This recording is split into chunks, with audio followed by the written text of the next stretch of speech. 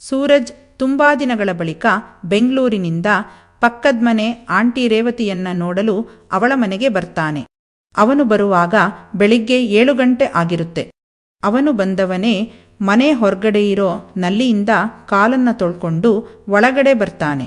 ಆಗ ರೇವತಿ ಸ್ನಾನ ಮಾಡಿ ದೇವರಿಗೆ ಪೂಜೆ ಮಾಡ್ತಿರ್ತಾಳೆ. ಅವನು ಅವಳ ಪೂಜೆಗೆ ಡಿಸ್ಟರ್ಬ್ ಮಾಡದೆ ತನ್ನ ಬ್ಯಾಗನ್ನ ಒಂದು ಸೈಡಿನಲ್ಲಿಟ್ಟು ಸೋಫಾದ ಮೇಲೆ ಕೂತ್ಕೋತಾನೆ. ಅವಳು ಪೂಜೆ ಮಾಡುವಾಗಲೇ ಯಾರೋ ಬಂದ್ರು ಅಂತನ್ನಿಸಿ ಹಿಂದಿ ತಿರುಗಿ ನೋಡಿ ಸೂರಜ್ ಬಂದಿರೋದನ್ನ ನೋಡಿ ಅವಳು ತುಂಬಾನೇ ಖುಷಿಯಾಗ್ತಾಳೆ.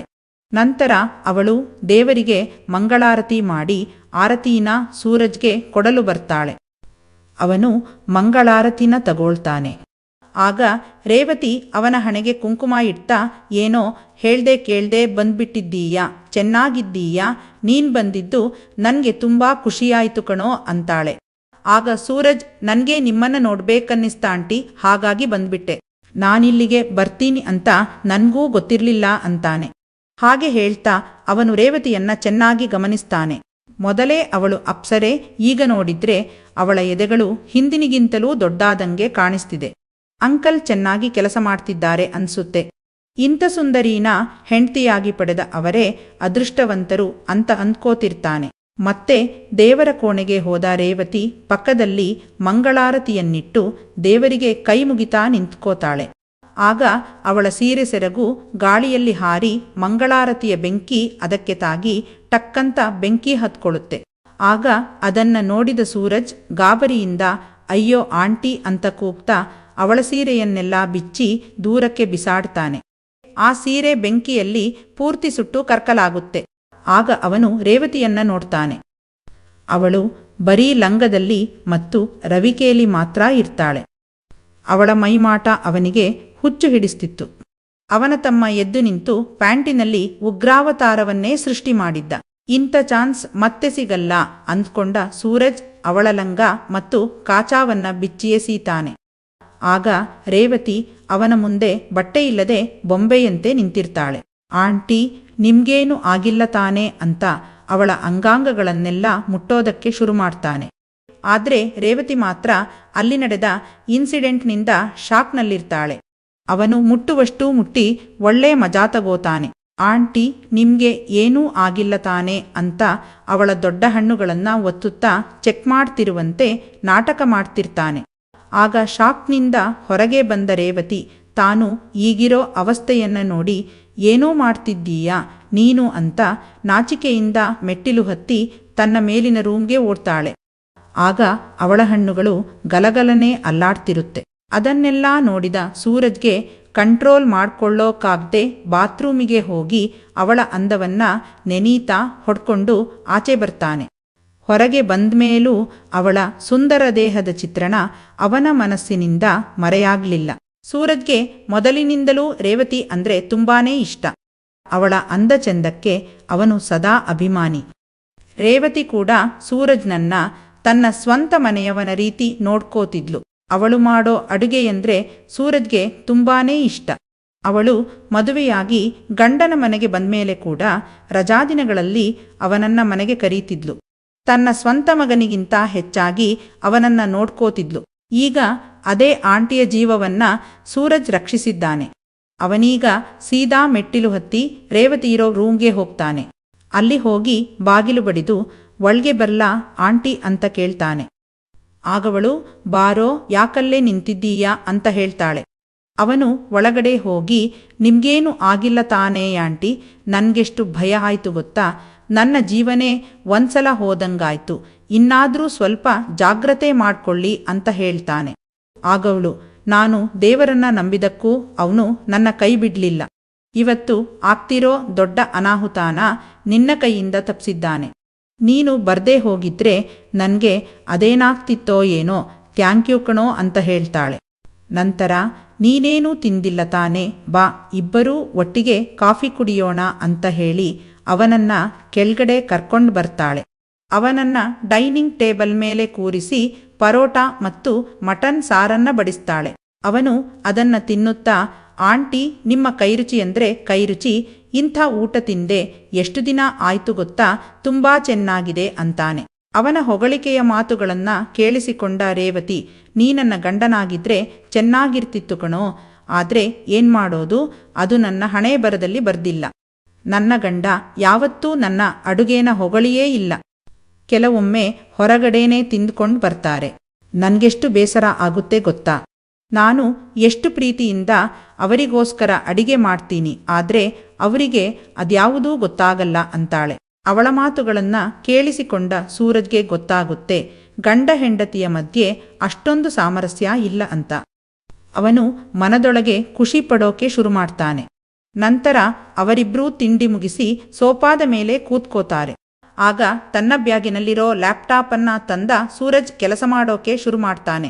ಅವನು ಕೆಲಸ ಮಾಡ್ತಿರೋದನ್ನ ನೋಡಿದ ರೇವತಿ ತಿನ್ನಲು ಒಣಗೋಡಂಬಿ ಮತ್ತು ಬಾದಾಮಿಯನ್ನ ತಂದು ಕೊಡ್ತಾಳೆ.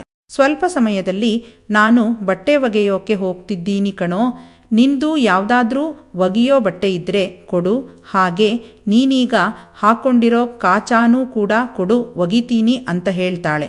ಆಗ ಸೂರಜ್, ನೀವು ನನ್ನ ಕಾಚಾನ ಒಗೆಯೋದು ಬೇಡ ಆಂಟಿ, ಅದನ್ನ ನಾನೇ ವಾಶ್ ಮಾಡ್ಕೋತೀನಿ, ನೀವು ನನ್ನ ಬೇರೆ ಬಟ್ಟೆನ ವಾಶ್ ಮಾಡಿ ಅಂತ ಹೇಳ್ತಾನೆ. ಆಗವಳು, ಹೇ ಯಾಕೋ ಹಾಗೆ ಹೇಳ್ತಿದ್ದೀಯಾ, ನೀ ನನ್ನ ಮನೆಯವನ ಸಮಾನ ಕಣೋ, ನಿನ್ನ ಕಾಚ ಒಗೆಯೋದ್ರಲ್ಲಿ ನನ್ಗೇನೂ ಸಮಸ್ಯೆ ಇಲ್ಲ, ಬೇಗ ಕೊಡು ಅಂತ ಹೇಳ್ತಾಳೆ. ಅವನು ಸರಿಯಂತ ರೂಮ್ಗೆ ಹೋಗಿ ಕಾಚ ತೆಗೀತಿರ್ತಾನೆ. ಆಗ ಒಂದು ಹಾವು ಕಿಟಕಿಯಿಂದ ಒಳಗಡೆ ಬರುತ್ತೆ. ಅವನಿಗೆ ಬಾಲ್ಯದಿಂದಲೂ ಹಾವಂದ್ರೆ ಭಯ ಇರೋದ್ರಿಂದ ಅಯ್ಯೋ ಹಾವು ಅಂತ ಹಾಗೆ ಕೆಳಗಡೆ ಓಡಿ ಬರ್ತಾನೆ. ಆಗ ರೇವತಿ ಏನು ಅಂತ ನೋಡಿದಾಗ ಸೂರಜ್ ಚಡ್ಡಿ ಇಲ್ಲದೆ ತನ್ನ ತಮ್ಮನನ್ನ ಗಲಗಲ ಅಲ್ಲಾಡ್ಸ್ಕೊಂಡು ಮೆಟ್ಟಿಲಿಳಿದು ಓಡಿ ಬರ್ತಿರ್ತಾನೆ. ಅವನು ಬಂದವನೇ ರೇವತಿಯನ್ನ ತಬ್ಬಿಕೊಂಡು ರೂಮ್ನಲ್ಲಿ ಹಾವಿದೆ ಆಂಟಿ ಅಂತ ಭಯದಿಂದ ಹೇಳ್ತಾನೆ. ಅವಳು ಏನೂ ಮಾಡದೆ ಸುಮ್ಮನೆ ನಿಂತಿರ್ತಾಳೆ, ಯಾಕಂದ್ರೆ ಅವನ ತಬ್ಬುಗೆ ಅವಳಿಗೆ ಹಿತ ಅನಿಸ್ತಿರುತ್ತೆ. ಅದು ಅಲ್ಲದೆ ಸೂರಜ್ನ ಸೈತಾನ ತಮ್ಮ ಅವಳ ಬಂಡೆಗೆ ತಾಕ್ತಿರುತ್ತೆ.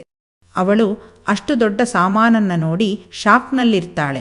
ನಂತರ ಅವನು ಅಲ್ಲಿದ್ದ ಟವೆಲನ್ನ ಸುತ್ಕೊಂಡು ಸ್ವಾರಿಯಾಂಟಿ ಅಂತ ಹೇಳ್ತಾನೆ. ಅವಳು ಪರವಾಗಿಲ್ಲ ಕಣೋ ಅಂತಾಳೆ. ಮತ್ತೆ ಇಬ್ಬರೂ ಹೋಗಿ ಅಲ್ಲಿರೋ ಹಾವನ್ನ ಓಡಿಸ್ತಾರೆ. ಹಾವು ರೂಮ್ನಿಂದ ಹೊರಗೆ ಹೋದ್ರೂ ಸೂರಜ್ನ ಹಾವು ಅವಳ ಮನಸ್ಸಿನಲ್ಲಿ ಅಚ್ಚಳಿಯದೇ ಉಳಿದಿರುತ್ತೆ. ಅದೇ ಮೊದಲ ಬಾರಿಗೆ ಅವಳು ಅವನ ಮೇಲೆ ಮೋಹಿತಳಾಗ್ತಾಳೆ. ಈಗವಳು ಅವನನ್ನ ನೋಡುವ ದೃಷ್ಟಿಕೋನವೇ ಬೇರೆಯಾಗಿರುತ್ತೆ. ಆ ಸಮಯದಲ್ಲಿ ಲಿಂಗಣ್ಣ ಮನೆಗೆ ಬರ್ತಾನೆ. ಮನೆಯ ಸುತ್ತಮುತ್ತ ತುಂಬಾನೇ ಹುಲ್ಲುಗಳು ಬೆಳೆದಿರೋದ್ರಿಂದ ಅವುಗಳನ್ನ ಕಟ್ ಮಾಡಿ ಕ್ಲೀನ್ ಮಾಡೋ ಕೆಲ್ಸಾನ ಲಿಂಗಣ್ಣನಿಗೆ ವಹಿಸಿರ್ತಾರೆ. ಅವನು ಬಂದವನೇ ತನ್ನ ಮಿಷೇನಿನ ಮೂಲಕ ಹುಲ್ಲುಗಳನ್ನು ಕಟ್ ಮಾಡೋಕೆ ಶುರು ಮಾಡ್ತಾನೆ. ರೇವತಿ ಮತ್ತು ಸೂರಜ್ ಇಬ್ರಿಗೂ ಮನೆಯಲ್ಲಿ ಬೇಜಾರಾಗ್ತಿದ್ದಿದ್ರಿಂದ ಅವರಿಬ್ರು ಲಿಂಗಣ್ಣ ಹುಲ್ಲು ಕಟ್ ಮಾಡೋದನ್ನ ನೋಡ್ತಿರ್ತಾರೆ. ಆಗ ಮಿಷನ್ಗೆ ಸಿಕ್ಕ ಒಂದು ಕಲ್ಲು ತುಂಬಾ ಫಾಸ್ಟಾಗಿ ಬಂದು ರೇವತಿಯ ಸೊಂಟದ ಮೇಲೆ ಬೀಳುತ್ತೆ.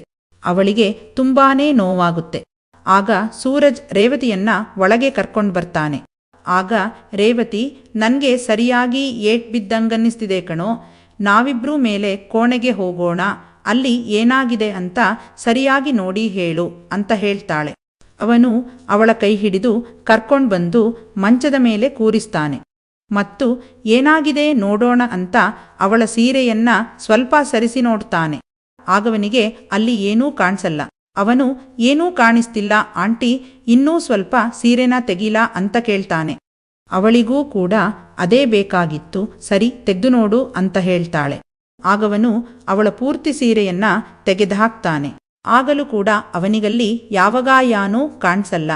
ಆಂಟಿ, ಗಾಯ ಒಳ್ಗಾಗಿದೆ ಅನ್ಸುತ್ತೆ, ನಿಮ್ಮ ಲಂಗಾನ ತೆಗೀಲಾ ಅಂತ ಕೇಳ್ತಾನೆ. ಅವಳು ಸಮ್ಮತಿ ಕೊಟ್ಟ ಕೂಡಲೇ ಸೂರಜ್ ಅವಳ ಲಂಗದ ಲಾಡಿನ ಬಿತ್ತಾನೆ. ಆಗ ಲಂಗ ಅವಳ ಕಾಲ ಕೆಳಗೆ ಬೀಳುತ್ತೆ. ಅವಳು ಹಾಕಿರೋ ಕೆಂಪು ಕಾಚ ಅವನ ಕಣ್ಣಿಗೆ ಕಾಣಿಸುತ್ತೆ. ಅದನ್ನ ನೋಡಿದ ಕೂಡಲೇ ಅವನ ತಮ್ಮ ನೆಟ್ಟಗೆ ನಿಂತ್ಕೋತಾನೆ. ಅವನಿಗೆ ಅವಳ ಮೇಲೆ ಆಸೆಯಾಗ್ತಿದ್ರೂ ತನ್ನನ್ನು ತಾನು ಕಂಟ್ರೋಲ್ ಮಾಡಿಕೊಂಡು ಏಟು ಬಿದ್ದ ಜಾಗಕ್ಕೆ ಮುಲಾಮು ಹಚ್ತಾನೆ. ಅವನ ಕೈ ಸ್ಪರ್ಶದಿಂದ ಅವಳು ತರತರನೇ ನಡುಗಿ ಹೋಗ್ತಾಳೆ. ಆಗವಳು, ಅಲ್ಲಿ ಮಾತ್ರ ಏಟು ಬಿದ್ದಿದ್ದಲ್ಲ ಕಣೋ, ನನ್ನ ಹೂವಿಗೂ ಏಟು ಬಿದ್ದಿದೆ, ಕಾಚಾ ಕಳಚಿ ಏನಾಗಿದೆ ನೋಡು ಅಂತ ಹೇಳ್ತಾಳೆ. ಅವನ ಕೈ ನಡುಗುತ್ತಿದ್ದರೂ ಅವಳ ಕಾಚಾನ ಬಿಚ್ಚಿ ನೋಡ್ತಾನೆ. ಅಲ್ಲಿ ಏನೂ ಏಟಾಗಿರಲ್ಲ. ಇಲ್ಲ ಆಂಟಿ, ಇಲ್ಲಿ ಏನೂ ಆಗಿಲ್ಲ ಅಂತಾನೆ. ಅದ್ನನ್ಗೆ ಗೊತ್ತಿದೆ, ನೀನಲ್ಲಿಗೆ ಏನಾದ್ರೂ ಮಾಡ್ತೀಯಾ ಅಂತ ಕೇಳ್ತಾಳೆ. ಆಗ ಸೂರಜ್ಗೆ ರೇವತಿಯ ಮನಸ್ಸು ಗೊತ್ತಾಗುತ್ತೆ. ಮೊದಲೇ ಅವಳ ಅಂದಕ್ಕೆ ಮನಸ್ಸೋತಿರೋ ಸೂರಜ್ ನಾಚುತ್ತಾ ಹಾ ಆಂಟಿ ಮಾಡ್ತೀನಿ ಅಂತ ಹೇಳ್ತಾನೆ. ಆಗ ರೇವತಿ, ಅಯ್ಯೋ ನನ್ನ ಮುದ್ದು ಕಂದ, ಹಾಗಾದ್ರೆ ನಿನ್ನ ಬಟ್ಟೆಯನ್ನೆಲ್ಲ ಬಿಚ್ಚು ಅಂತಾಳೆ. ಈಗ ಇಬ್ಬರ ಮೈಮೇಲೂ ಒಂದು ತುಂಡು ಬಟ್ಟೆಯಿರಲ್ಲ. ಇಬ್ಬರೂ ಮುತ್ತುಗಳ ವಿನಿಮಯ ಮಾಡಿಕೊಳ್ತಾ ರುಬ್ಬಾಟದಲ್ಲಿ ತೊಡಗ್ತಾರೆ. ರೇವತಿ ಯಾವತ್ತೂ ನೋಡಿರದ ಸುಖವನ್ನ ಸೂರಜ್ ಅವಳಿಗೆ ಕೊಡ್ತಾನೆ. ಇಬ್ಬರೂ ಎಲ್ಲಾ ಮುಗಿಸ್ಕೊಂಡು ಹೊರಗೆ ಬರುವಾಗ ಸಂಜೆ 5 ಗಂಟೆ ಆಗಿರುತ್ತೆ. ಲಿಂಗಣ್ಣ ಹುಲ್ಲನ್ನೆಲ್ಲ ಕತ್ತರಿಸಿ ಮನೆಯ ಸುತ್ತಮುತ್ತಲೂ ತುಂಬಾನೇ ಕ್ಲೀನಾಗಿ ಮಾಡಿರ್ತಾನೆ. ಅವನು ತನ್ನ ಮೆಷಿನ್ನನ್ನ ಗಾಡಿಗೆ ಹಾಕಿ ಮನೆಯ ಬಾಗಿಲ ಬಳಿ ಬಂದು, ಅಮ್ಮವ್ರೇ ಎಲ್ಲಾ ಕೆಲಸ ಮುಗೀತು ಅಂತ ಕೂಗಿ ಹೇಳ್ತಾನೆ. ಆಗ ಹೊರಗಡೆ ಬಂದ ಅವರಿಬ್ಬರೂ ಅವನಿಗೆ ಹಣ ಕೊಟ್ಟು ಕಳುಹಿಸ್ತಾರೆ. ಅವನು ತನ್ನ ಗಾಡಿಯನ್ನ ಸ್ಟಾರ್ಟ್ ಮಾಡಿಕೊಂಡು ಮನೆ ಕಡೆ ಹೊರಡ್ತಾನೆ. ಅದಾದ ಸ್ವಲ್ಪ ಹೊತ್ತಿನಲ್ಲಿ ಅಂಕಲ್ ದಿನೇಶ್ ಬರ್ತಾರೆ. ಅವರು ಬಂದವರೇ ಸೂರಜ್ನನ್ನು ಕಂಡು ಖುಷಿಯಾಗಿ ಹೇಗಿದ್ದೀಯೋ ಅಂತ ಕೇಳ್ತಾರೆ. ಇಬ್ಬರೂ ಪರಸ್ಪರ ಕುಶಲೋಪರಿಗಳನ್ನ ವಿಚಾರಿಸಿಕೊಳ್ಳೋಕೆ ಶುರು ಮಾಡ್ತಾರೆ. ನಿಜ ಹೇಳ್ಬೇಕಂದ್ರೆ ದಿನೇಶ್ಗೂ ಕೂಡ ಸೂರಜ್ ಅಂದ್ರೆ ತುಂಬಾನೇ ಪ್ರೀತಿ. ಅವರು ಕೂಡ ಅವನನ್ನ ತನ್ನ ಮನೆಯವನ ರೀತಿ ನೋಡ್ಕೋತಾರೆ. ಸೂರಜ್ ಬಂದ ಖುಷಿಗೆ ದಿನೇಶ್ ಪೇಟೆಗೆ ಹೋಗಿ ನಾಟಿ ಕೋಳಿ ತಗೊಂಡು ಬರ್ತಾರೆ. ನಾಟಿ ಕೋಳಿ ಅಂದ್ರೆ ರೇವತಿಗೂ ಸೇರಿದಂತೆ ಸೂರಜ್ಗೂ ಕೂಡ ಬಲು ಇಷ್ಟ. ಹಳ್ಳಿ ಶೈಲಿಯಲ್ಲಿ ನಾಟಿ ಕೋಳಿ ಸಾರನ್ನ ಮಾಡಿದ ರೇವತಿ ಬಿಸಿ ಬಿಸಿಯಾಗಿ ಚಪಾತಿಯನ್ನ ಕೂಡ ಮಾಡ್ತಾಳೆ. ಹೊಟ್ಟೆ ತುಂಬಾ ಊಟ ಮಾಡಿದ ಎಲ್ಲರೂ ರಾತ್ರಿ 1 ಗಂಟೆವರೆಗೂ ಹರಟೆ ಹೊಡೀತಾ ಸಂತೋಷದಿಂದಿರ್ತಾರೆ. ಆದ್ರೆ ರೇವತಿಯ ಕಣ್ಣುಗಳು ಮಾತ್ರ ಸೂರಜ್ನ ಪ್ಯಾಂಟಿನ ಮೇಲಿತ್ತು. ಸೂರಜ್ ಕೂಡ ನಾನೇನು ಕಮ್ಮಿ ಇಲ್ಲ ಎನ್ನುವಂತೆ ಅವಳ ತುಂಬಿದ ಎದೆಗಳನ್ನ ನೋಡ್ತಿರ್ತಾನೆ. ಹಸಿದ ನಾಯಿಗೆ ರೊಟ್ಟಿ ಸಿಕ್ಕಿ ಹೊಟ್ಟೆ ತುಂಬಿದ್ಮೇಲೆ ಒಮ್ಮೆ ರುಚಿಸಿದ ನಾಯಿಗೆ ಆ ರೊಟ್ಟಿ ಮತ್ತೆ ಮತ್ತೆ ಬೇಕಂತ ಹೇಗನ್ನಿಸುತ್ತೋ ಹಾಗೇ ರೇವತಿ ಮತ್ತು ಸೂರಜ್ ಕೂಡ ತಾವು ಪಡೆದ ಸುಖವನ್ನ ಮತ್ತೆ ಪುನಃ ಪಡೀಬೇಕೆಂದು ಹಾತೊರಿತಿರ್ತಾರೆ. ಇದಾದ ಬರೋಬ್ಬರಿ 8 ದಿನಗಳು ಅವರಿಬ್ಬರೂ ಹೊತ್ತು ಗೊತ್ತಿಲ್ಲ ಅನ್ನುವಂತೆ ಮಾಡಿಸಿಕೊಳ್ಳುತ್ತಿದ್ದರು. 8 ದಿನಗಳ ನಂತರ ಸೂರಜ್ಗೆ ಕಂಪನಿಗೆ ಹೋಗ್ಬೇಕಾಗುತ್ತೆ. ಅವನನ್ನ ಕಳಿಸಿಕೊಡೋಕೆ ರೇವತಿ ಮತ್ತು ದಿನೇಶ್ ಇಬ್ರಿಗೂ ಇಷ್ಟ ಇರಲಿಲ್ಲ. ಹಾಗೆ ರೇವತಿಯನ್ನ ಬಿಟ್ಟು ಹೋಗೋಕೆ ಸೂರಜ್ಗೂ ಇಷ್ಟ ಇರಲಿಲ್ಲ. ಆದ್ರೆ ಕೆಲಸದ ಸಲುವಾಗಿ ಅವನಿಗೆ ಹೋಗ್ಲೇಬೇಕಾಗುತ್ತೆ. ಆ ದಿನ ಸಂಜೆ 6 ಗಂಟೆಗೆ ಬಸ್ಸಿತ್ತು. ಅವರಿಬ್ಬರದ್ದು 1 ರೌಂಡ್ ಆಟ ಮುಗಿದ ನಂತರ ರೇವತಿ ಅವನನ್ನ ಬಸ್ ಸ್ಟ್ಯಾಂಡಿಗೆ ಬಿಡಲು ಬರ್ತಾಳೆ. ಅವಳ ಕಣ್ಣುಗಳಲ್ಲಿ ನೀರು ಹೊಳೆಯಾಗಿ ಹರಿಯುತ್ತಿರುತ್ತೆ. ಅವಳು ಅವನನ್ನ ಗಟ್ಟಿಯಾಗಿ ತಪ್ಕೊಂಡು ಅಳ್ತಾಳೆ. ಆಗ ಸೂರಜ್, ಯಾಕಾಂಟಿ ಅಳ್ತಿದ್ದೀರಿ, ಆದಷ್ಟು ಬೇಗ ಬರ್ತೀನಿ, ಸಮಾಧಾನ ಮಾಡ್ಕೊಳ್ಳಿ ಅಂತ ಹೇಳ್ತಾನೆ. ಅಷ್ಟರಲ್ಲಿ ಕೆಲಸ ಮುಗಿಸ್ಕೊಂಡು ದಿನೇಶ್ ಕೂಡ ಅಲ್ಲಿಗೆ ಬರ್ತಾನೆ. ಅವನು ಕೂಡ ಸೂರಜ್ನ ತಪ್ಕೊಂಡು ಮತ್ತೊಮ್ಮೆ ಪ್ರೀಸಿಕ್ಕಾಗ ಮನೆಗೆ ಬಾ ಅಂತ ಹೇಳ್ತಾನೆ.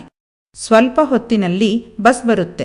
ಸೂರಜ್ ವಲ್ಲದ ಮನಸ್ಸಿನಿಂದ ಬಸ್ ಹತ್ತಿ ಬೆಂಗಳೂರಿನ ಕಡೆ ಪಯಣ ಮಾಡಿದ್ರೆ ರೇವತಿ ಮತ್ತು ದಿನೇಶ್ ಕೂಡ ಭಾರವಾದ ಹೃದಯದಿಂದ ಕಾರನ್ನ ಡ್ರೈವ್ ಮಾಡಿಕೊಂಡು ಮನೆ ಕಡೆಗೆ ಹೊರಡ್ತಾರೆ.